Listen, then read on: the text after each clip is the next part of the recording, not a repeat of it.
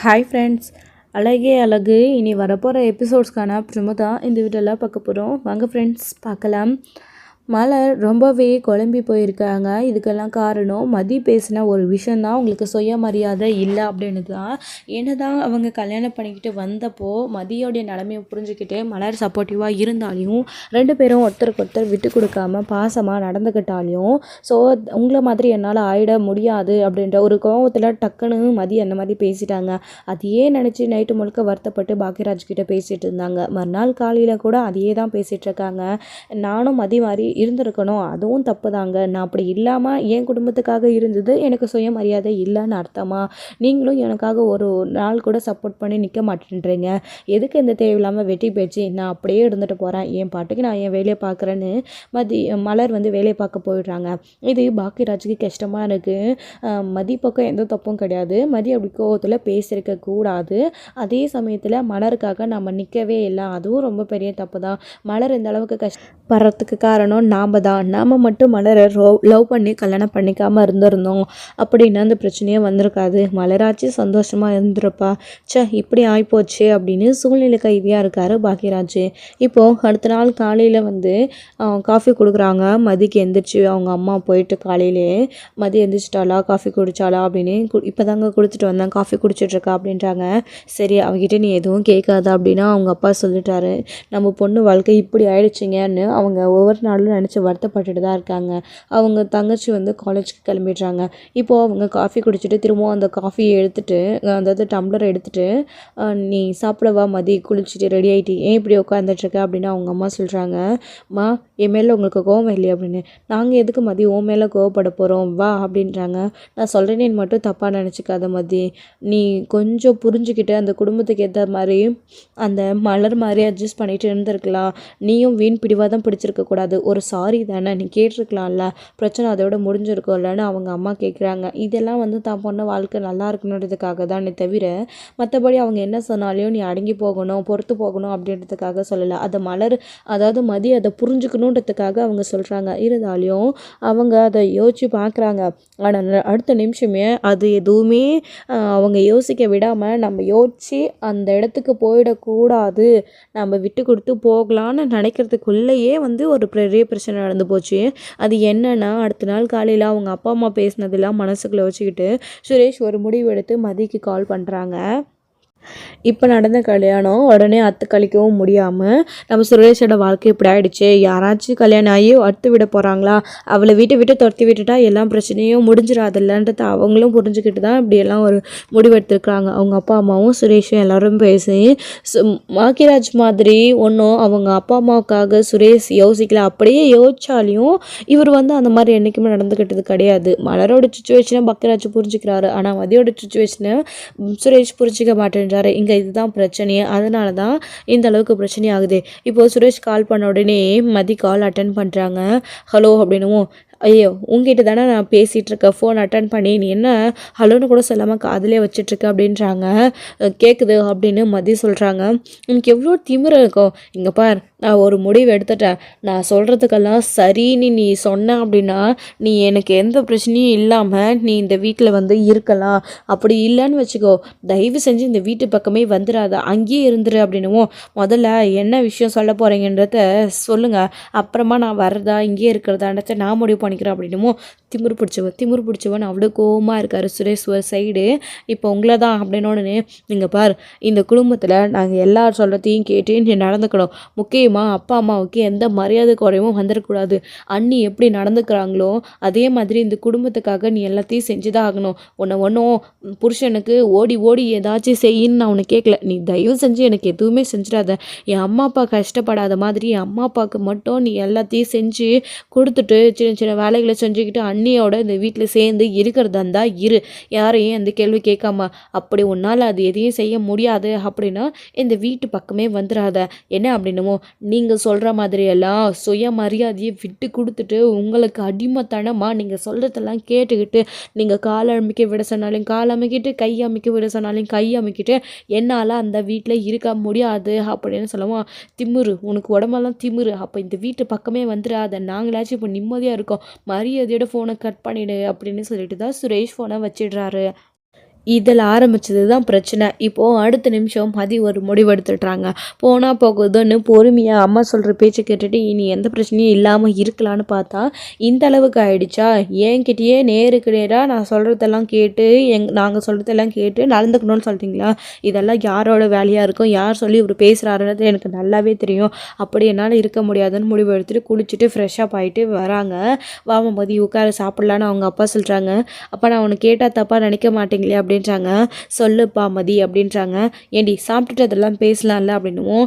இருக்கட்டுமா, பரவாயில்ல, அப்பா கிட்ட நான் அப்பயே பேசி ஆகணும், உன்கிட்டேயும் தாம்மா அப்படின்றாங்க. நான் எந்த தப்பும் பண்ணலப்பா, தப்பு பண்ணாமல் என்னை மன்னிப்பு கேட்க சொன்னாங்க, நான் முடியாதுன்னு சொல்லிட்டேன். நடந்த விஷயத்த டீட்டெயிலாக உங்ககிட்ட இதுக்கு மேலேயும் நான் எப்படி சொல்கிறதுன்னு தெரியலப்பா.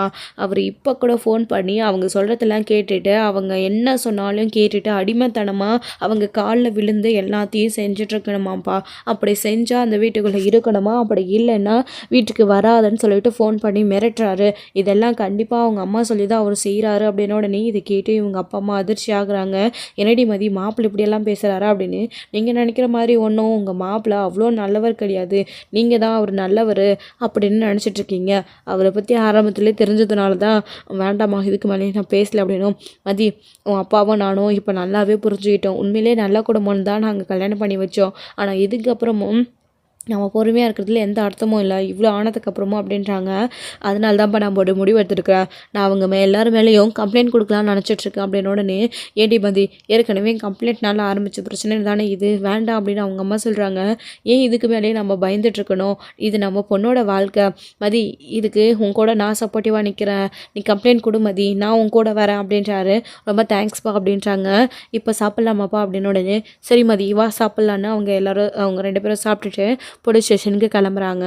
அவருடைய அப்பா ஆட்டோக்கு பணம் கொடுத்துட்டு வராரு. வெளியே வந்து பொறுமையாக ஃபோன் வருதுன்னு பேசிகிட்டு இருக்காரு. இந்த சைடு மதி வந்து கம்ப்ளைண்ட் கொடுக்கறதுக்காக வெயிட் பண்ணிகிட்டு இருக்காங்க. நேராக மேடம் கிட்ட வந்து சாரை பார்க்கணும், கம்ப்ளைண்ட் கொடுக்கணும் அப்படின்றாங்க. சரி வெயிட் பண்ணுங்க அப்படின்னு சொல்கிறாங்க. சார் முக்கியமாக வேலையாக இருக்காங்கன்னு. அப்போ அவருடைய அப்பா வராங்க. மதி, முக்கியமான ஃபோன் பேசிகிட்ருக்கேன், நீ போய் பார்த்து கம்ப்ளைண்ட் கொடுமா, நான் வந்துடுறேன்டாரு. சரிப்பா அப்படின்னு மதி. அப்புறம் இந்த பிரச்சனைக்கு யார் காரணமோ முதல்ல இருந்து எல்லார் மேலேயும் கம்ப்ளைண்ட் கொடு, அப்பாவும் பக்கம் நிற்கிறேன் அப்படின்னு உடனே சரிப்பா அப்படின்னு அவர் சொல்கிறது. அப்படின்னா தங்கராஜோடு சேர்த்து தான் எல்லார் மேலேயும் கம்ப்ளைண்ட் கொடுக்க சொல்கிறாங்க. இப்போது இன்னொரு கேஸ் முடிஞ்ச அடுத்த நிமிஷம் சார் உங்ககிட்ட ஒரு பொண்ணு கம்ப்ளைண்ட் கொடுக்க வந்திருக்காங்கன்னு அதுக்கப்புறம் வந்து சுரேஷ் கிட்ட கம்ப்ளைண்ட் கொடுக்குறாங்க. சுரேஷ் வந்து மதியை பார்த்துட்டு அதிர்ச்சி ஆக்குறாங்க. அதுவும் முக்கியமாக யார் யார் மேலே கம்ப்ளைண்ட் கொடுத்தாங்களோ தங்கராஜ், அவங்க அம்மா, சுரேஷ் இவங்க மேலெல்லாம் கம்ப்ளைண்ட் கொடுத்த உடனே ரொம்ப அதிர்ச்சி ஆகிடுறாங்க. இப்போ அவருக்கு என்ன பண்ணுறதுனே தெரியல. அடுத்த நிமிஷம் உடனே வீட்டுக்கும் சரி அவருடைய மாமாவுக்கும் சரி கால் பண்ணி விஷயத்த சொல்கிறாங்க. அடுத்த நிமிஷம் வந்து என்ன சார், நான் கம்ப்ளைண்ட் கொடுத்து ரொம்ப நேரம் ஆச்சு, நீங்கள் கம்ப்ளைண்ட் எடுத்துப்பீங்களா மாட்டிங்களா, நான் மேல் இடத்துக்கு போகிறேன் அப்படின்னு மதி சொல்லிட்டுருக்கோம். 5 நிமிஷம் வெயிட் பண்ணுங்கள், நான் கம்ப்ளைண்ட் எடுத்துக்கிறேன், இங்கே உட்காருங்கன்னு சுரேஷ் சொல்கிறாரு. சரின்னு சொல்லிட்டு மதியம் போய் வெளியே உட்காடுறாங்க. அப்படி என்ன தான் நடக்குது, இவருக்கு யாருக்கோ கண்டிப்பாக கால் பண்ணிட்டு தான் வந்திருக்காரு. என்ன ஆகுதுன்னு பார்க்கலான்னா அவருடைய மாமா, அவங்களுடைய அத்தை, மாமா 3 பேரும் போலீஸ் ஸ்டேஷனில் வந்து நிற்கிறாங்க. கூடவே பாக்கியராஜும் வந்திருக்கிறாரு. என்ன தேவராஜ் இதெல்லாம், உங்கள் பொண்ணுக்கு இந்த அளவுக்கு ஆகிடுச்சா, ஏன் உங்களால் கொஞ்ச நாள் பிரச்சனையை பொறுமையாக வச்சுட்டு இங்கே உட்கார முடியாதா அப்படின்னு உடனே சுரேஷே அப்போ தான் அந்த ஆளை பார்க்குறாரு. இந்த ஆள் கூட சேர்ந்து தான் இவ கம்ப்ளைண்ட் கொடுக்க வந்திருக்காளா அப்படின்னு. ஓ, அப்போ குடும்பமாக தான் வந்திருக்கீங்களா அப்படின்னு அவருடைய சுரேஷ் வந்து மாப்பிள்ளை வந்து முடிவு பண்ணிட்டுறாரு. வாங்க மாமா, நான் கூட இவன் மட்டும் தான் வந்திருக்கான்னு பார்த்தா இந்த ஆளும் வந்திருக்காரா அப்படின்னும். இங்கே பாருங்கள், என் அப்பாவுக்கு கொஞ்சமாச்சும் மரியாதை கொடுத்து பேசுங்க, நீங்கள் ஒரு போலீஸ் இன்ஸ்பெக்டர், இப்படி தான் பேசுவீங்களா, அப்படி தான் நடந்துப்பீங்களான்னு மதி சொல்கிறாங்க. என் பையனுக்கு எப்படி நடந்துக்கணும் நடக்கக்கூடாதுன்னு நீ சொல்கிறதுக்கு உனக்கு என்னடி உரிமை இருக்குது அப்படின்னும். அதை கல்யாணம் பண்ணி வச்சப்போ தெரியலையா, நான் இதை பேசணுமா பேசக்கூடாதான்னு, நீங்கள் தானே கல்யாணம் பண்ணி வச்சிங்கன்னு கேட்குறாங்க மதி. இதை கேட்ட உடனே அவங்களுக்கு என்ன சொல்கிறதுனே தெரியல. மதி, என்னப்பா கொஞ்சம் அமைதியாக இருப்பா, பேசிக்கலாம் அப்படின்னு பாக்கியராஜ் சொல்லவும் நானும் பொறுமையாக தான் இருந்தேன், எல்லாரும் சொல்கிற பேச்சையும் கேட்டுட்டு நடந்துக்கலான்னு தான் அமைதியாக இருந்தேன். ஆனால் இவர் ஃபோன் பண்ணி நேற்று என்ன பேசினார் தெரியுமா அப்படின்றாங்க. என்னப்பா என்னாச்சு சுரேஷ், மதிக்கிட்ட என்னடா பேசுனா அப்படின்னு உடனே அது அத்தனையும் ரெக்கார்ட் பண்ணி வச்சுருக்காங்க மதி. அது ப்ளே பண்ணி எல்லார் முன்னாடியும் காட்டுறாங்க. பார்த்தீங்களா, இதை வச்சு நான் கம்ப்ளைண்ட் கொடுத்தேன்னா இவங்க எல்லாரும் ஜெயிலுக்கு போக வேண்டியது தான் அப்படின்றாங்க. என்ன தேவராஜ் இதெல்லாம் உங்கள் பொண்ணு என்ன பண்ணி வச்சுருக்கா அப்படின்னு.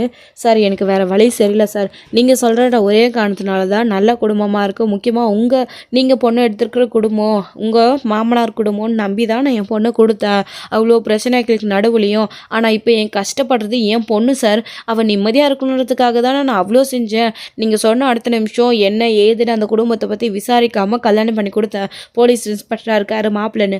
ஆனால் இன்ஸ்பெக்டராக இருந்துட்டு அந்த குடும்பத்தில் இருக்கிற சம்மந்தி அம்மா இவங்க மாப்பிள்ளை இவங்க எல்லாம் இப்படி நடந்துக்கலாமா?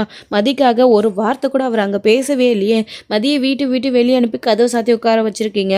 கேட்டால் மதியா வெளியில் வந்தான்னு சொல்கிறீங்க. நீங்கள் நிறைய போய் சொல்கிறீங்க சார். நிறைய தப்பு நடக்குது அந்த வீட்டில். இதுக்கப்புறமும் நான் பொறுமையாக எல்லாத்தையும் பார்த்துட்டு அமைதியாக இருக்க முடியாது. அதான் என் பொண்ணுக்காக நான் தான் கம்ப்ளைண்ட் கொடுக்க சொன்னேன்.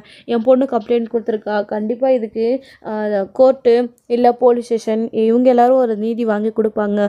அதான் சார் இங்கே வந்தோம் அப்படின்னும். ரொம்ப தப்பு பண்ணுறீங்க ரேவராஜ், ரொம்ப தப்பு பண்ணுறீங்க. என்னை பற்றி எல்லாம் தெரிஞ்சு தான் கம்ப்ளைண்ட் கொடுத்துருக்கீங்களா அப்படின்னும். எல்லாம் தெரிஞ்சதுனால தான் என் அப்பா இப்போ தான் தெளிவாகி கம்ப்ளைண்ட் கொடுத்துருக்காங்க. உங்களால் என்ன பண்ண முடியும்? நாங்கள் எதையும் மூடி மறைச்சி கம்ப்ளைண்ட் கொடுக்க போகிறது கிடையாது. தெளிவாக எல்லாத்தையும் சொல்லியே கம்ப்ளைண்ட் கொடுக்க போகிறோம். என் அப்பா உங்ககிட்ட கடன் வாங்கினது, அந்த கடனுக்காக நீங்கள் என் அப்பாவை பிளாக்மெயில் பண்ணி ஒன்று கடனை கொடுத்தாகணும். இல்லை உங்கள் மச்சானுக்கு கல்யாணம் ஆகணுன்றதுக்காக அன்றைக்கி ஃபோர்ஸ் பண்ணி என்னை கல்யாணம் பண்ணிக்க சொன்னது, அடுத்து நடந்த எல்லாத்தையுமே இன்றைக்கி நடந்த பிரச்சனை வரைக்கும் எல்லாத்தையும் டீட்டெயிலாக சொல்லி தான் கம்ப்ளைண்ட் கொடுக்க போகிறேன். மொத்த ஃபேமிலி மேலேயும். இப்போது என்ன பண்ண முடியும் உங்களால்? எங்கள் அப்பாவை ஏதாச்சும் மிரட்டி பிளாக்மெயில் பண்ணி உங்களால் என்ன பண்ண முடியும்? மிஞ்சி போனால் கடனை கேட்பீங்க. நீங்கள் கொடுத்த கடனை கட்ட டைம் கேட்போம். அப்படி இல்லையா கோர்ட்டில் வெளியில் போக சொல்கிறாங்கன்னா அடுத்த நிமிஷம் கண்டிப்பாக அந்த வீட்டில் அசிங்கப்பட்டு அவமானப்பட்டு நிற்கிறத விட வாடகை வீட்டை பார்த்துட்டு எங்கள் பாட்டுக்கு போயிட்டே இருப்போம். உங்கள் கடனுக்கு பதில் நீங்கள் அந்த வீட்டை எடுத்து காசு எடுத்துக்கோங்கன்னு சொல்லிட்டு அவ்வளோதான் எங்களெல்லாம் செய்ய முடியும். இதுக்கு மேலே நீங்கள் எதுவும் செய்ய முடியாது. எல்லாத்துக்கும் துணிஞ்சு தயாராக தான் நிற்கிறோம் அப்படின்னு மதி சொல்கிறாங்க. என்ன தேவராஜ் இதெல்லாம் உங்கள் பொண்ணை பேச விட்டுட்டு வேடிக்கை பார்க்குறீங்களா அப்படின்னு. என் பொண்ணு சொல்கிறதுலேருந்து தப்பு இல்லை சார். என் பொண்ணு கூட துணையாக இருக்கிறது தான் நான் முடிவு பண்ணிட்டேன். நான் இதுக்கு மேலேயும் என் பொண்ணோட வாழ்க்கையை பணைய வைக்க எனக்கு விருப்பம் இல்லை. என் பொண்ணோட வாழ்க்கைக்கு ஒரு நீதி கிடைக்கணும். நீங்கள் இதை பற்றி பேசினா நாங்களும் மதிக்கிட்டு இதை பற்றிலாம் பேசிட்டு தான் இருக்கோம். ஆனால் அளவு கடந்த சித்திரவாதி நீங்கள் பண்ணுறதும் நீங்கள் செய்கிற மாதிரிலாம் ஒரு பொம்மை மாதிரி ஆட்டி வைக்கணும்னு நினைக்கிறதெல்லாம் எந்த விதத்தில் சார் நியாயம்? நீங்களே சொல்லுங்கள் அப்படின்னு தேவராஜ் கேட்குறாரு. பார்த்தீங்களா மாப்பிள்ள, பார்த்தீங்களா உங்கள் முன்னாடியே அப்பனும் பொண்ணுமா சேர்ந்துக்கிட்டு எப்படி பேசுகிறாங்கன்னு, குடும்பமாக இது இப்படி நடந்துக்கிறாங்க அப்படின்னமோ. ஆமாம்மா, நாங்கள் நடந்துக்கிறது தப்பு, எங்களோட குடும்பத்தில் இருக்கிறவங்க எல்லாரும் தப்பானவங்கன்னா அப்போ நீங்கள் எப்படி நடந்துக்கிறீங்க? உங்களுடைய குடும்பம் எந்த மாதிரி குடும்பம்?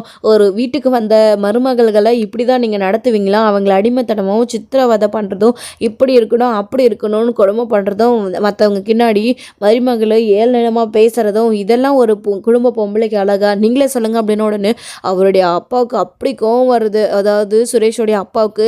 அப்போது சுரேஷுக்கும் கோவம் வருது. பார்த்து பேசு, யாரை பார்த்து என்ன பேசுகிற அப்படின்னு சுரேஷ் சொல்லிட்டுருக்காரு. நான் எல்லாம் தெரிஞ்சுதான் மாப்பிள்ள பேசிகிட்ருக்கீங்க. உங்களை நம்பி தானே மதிக்கு கல்யாணம் பண்ணி கொடுத்தேன். அன்னைக்கு கல்யாணம் நின்று இருந்தால் கூட எங்களுக்கு எந்த பிரச்சனையும் இருந்திருக்காது. உங்களுக்கு தான் அசிங்கமாக அவமானம். உங்களுடைய கல்யாணம் நடக்கணுன்றதுக்காக, உங்களுக்கு எந்த ஒரு கௌரவம் குறைச்சலன்றதுக்காக என் பொண்ணு வாழ்க்கையை பணியமாக வச்சிங்க. அப்படியெல்லாம் செஞ்சோம் எங்கள் பொண்ணை நீங்கள் எந்த அளவுக்கு நல்லா பார்த்துக்கிட்டு இருந்திருக்கீங்க.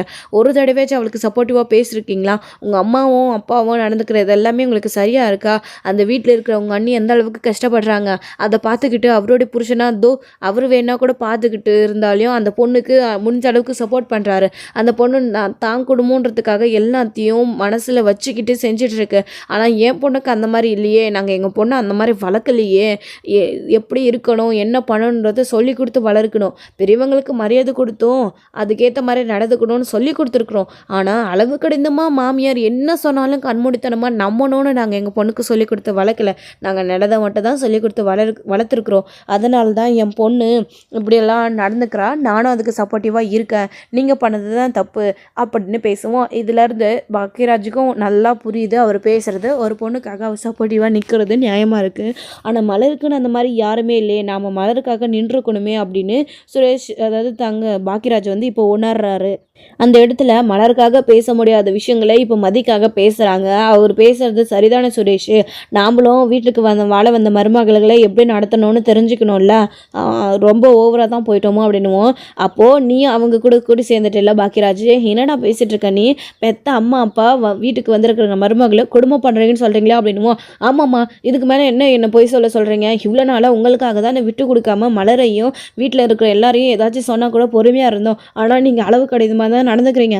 மலர் இதெல்லாம் நினச்சி எத்தனை நாள் அழுதுருக்கா தெரியுமா? அவளுக்கு சப்போர்ட் பண்ணுறதை தாண்டி உங்களுக்கு சப்போர்ட் பண்ணுறதை தாண்டி வேறு எதுவுமே நான் ஒரு பையனா உங்களுக்கும் சரி மலருக்கும் சரி புருஷனா எதுவுமே செஞ்சது கிடையாது. நீங்கள் ரொம்ப ஓவராக தாம்மா போகிறீங்க. கொஞ்சம் பார்த்து நடந்துக்கணுமா? எல்லா விஷயத்துலையும் வேலை வாங்கி அடக்கி ஆளுன்றது கிடையாதும்மா. விட்டு கொடுத்து போனால் இப்போ இல்லைன்னா 5 நிமிஷம் கழிச்சு 10 நிமிஷம் கழிச்சு அவங்களே எல்லாத்தையும் செய்ய போகிறாங்க. அவங்க எதுவும் செய்யாமல் இருக்க போகிறது இல்லையா? ஒரு விஷயம் செய்யணும்னா மருமகளே இது செய்யுமா அப்படின்னு நீங்கள் கொஞ்சம் தன்மையாக சொன்னால் எல்லாத்தையும் அவங்க புரிஞ்சுக்கிட்டு கண்டிப்பாக செய்வாங்கம்மா. ஆனால் நீங்கள் சொல்கிறது அந்த விதத்தில் கிடையாது. நீங்கள் ரொம்ப தப்பாக பேசுகிறீங்க. அதனால் அவங்க கஷ்டப்பட தான் போகிறாங்க. நானும் பொறுமையாக போகலாம் அம்மான்னு சொல்லிட்டு நானும் அமைதியாக இருந்தால் நீங்களும் புரிஞ்சுக்க மாட்டேன்றீங்க. தேவையில்லாமல் அடுத்தடுத்து வீட்டில் பிரச்சனை நடந்துகிட்டே இருக்குது அப்படின்னு பேசுகிறாரு பாக்கியராஜ். இதை கேட்ட உடனே எல்லாருக்கும் ரொம்ப ரொம்ப அதிர்ச்சி. பார்த்தீங்களா அப்படின்னு அவர் கரெக்டாக தான் பேசுகிறாரு. நீங்கள் அது உங்கள் கண்ணோட்டத்துக்கு இப்போ உங்களுக்கு தப்பாக தெரியுது அப்படின்னு மதி சொல்கிறாங்க. அண்ணா என்னண்ணா நீ இந்த ஆள் பேச்சு கேட்டுட்டு இவ பேச்சு கேட்டுட்டு அப்பா அம்மாவை நீ இப்படி சரி என்ன அப்படின்னுவோம். சுரேஷ் வாயை மூடிட்டுடா. அவங்க பண்ணுறது தப்புன்னு உனக்கு தெரியல, மனசத்தை தொட்டு சொல்லு. அது உனக்கு தப்புன்னு தெரியும். தெரிஞ்சிருந்தோம் அப்பா அம்மா பாசத்தில் நீ எல்லாத்தையும் மறைச்சி இப்போ மதியை திட்டிகிட்டு இருக்க. அதே மாதிரி தானா இவ்வளோ நாளும் நானும் எல்லாத்தையும் மனசுக்குள்ளே வச்சுக்கிட்டு அப்பா அம்மா அப்படின்னு புரிஞ்சுக்கிட்டு அவங்க அப்படி தான் நினச்சிக்கிட்டு தானே நானும் பொறுமையாக இருந்தேன். ஆனால் மலர் படுற கஷ்டத்தை என்னால் கண்ணால் பார்க்க முடியலடா சுரேஷ். அதே மாதிரி மதியம் ஆகிடக்கூடாதுன்னு மதி நினைக்கிறா. அப்படி மலரோட நிலமையில மதி இருந்தால் என்ன ஆகுன்றது என்னால் புரிஞ்சுக்க முடியுது, உன்னால் புரிஞ்சுக்க முடியலையா? ஏன்னா அனுபவப்பட்ட எனக்கு மட்டும்தான் அதோட வலியும் வேதனையும் தெரியும். அவங்க செய்கிறது தப்புன்னு நான் சொல்ல மாட்டேன். இந்த விஷயத்தில் நான் மதியம் எதுவும் சொல்லவும் போகிறது கிடையாது அப்படின்னு தங்கராஜ் அதாவது பாக்கியராஜ் அந்த இடத்துல சொல்லிடுறாரு. இப்போது பார்த்தீங்களா மாமா உங்கள் பிள்ளைய அப்படின்னு குத்தி காட்டி அப்படியே ஏற்றி விடுறாரு தங்கராஜ்.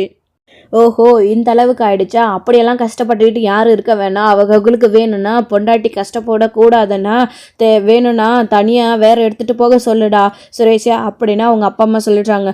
நான் சொல்கிறத இப்போ கூட நீங்கள் தப்பாக தான் புரிஞ்சுக்கிறீங்களே தவிர நான் சொல்கிறது சரின்னு உங்களுக்கு தோண மாட்டேன்றதில்ல.